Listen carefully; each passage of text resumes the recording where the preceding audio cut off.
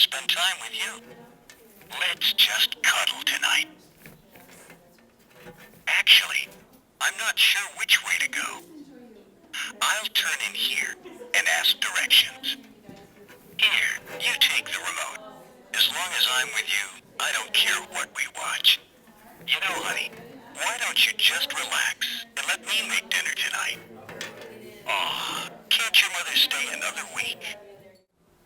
Now this little guy is called the ideal husband, but you know, in real life, there's no such thing as the ideal man, the ideal woman, the ideal wife or husband, because we're all broken people, fallible, we're sinners.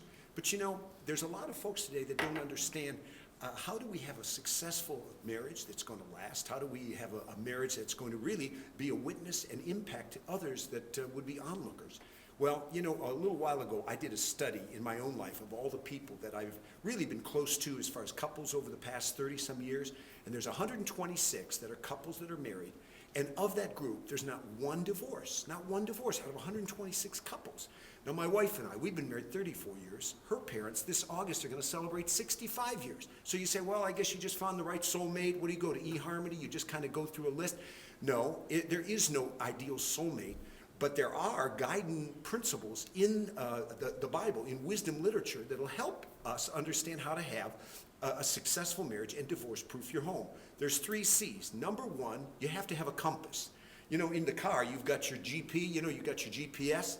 Well, this helps guide you and get you on the right path. Well, you have to have a compass, a guiding path, and I submit that the biblical principles in the Bible, the Hebrew and Christian Bible, reveal principles on how to be a good husband, good wife, communicate, conflict resolution, parent your children, handle your finances. So if we want to divorce-proof our home, we've got to have a compass. And number 1, we've got to adhere to it, believe it, and act upon it. Then number 2, we have to have a covenant.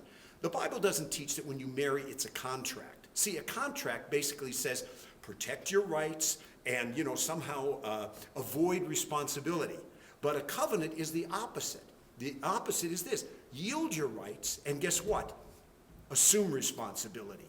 A covenant is serious. Many couples, they get married, they prepare for a wedding, but not for a marriage.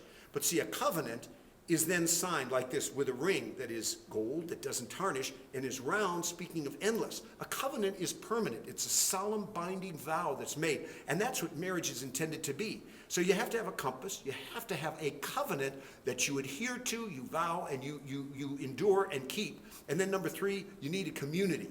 You need people that are going to be like-minded, that are going to undergird and support you.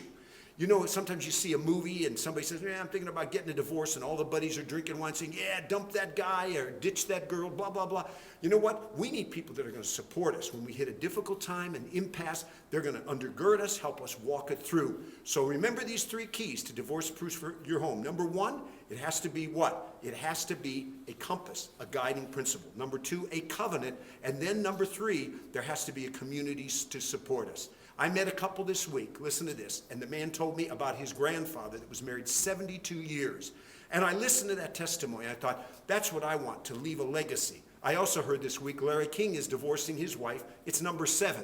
That's not the way you want to go. Divorce-proof your home and adhere to these principles.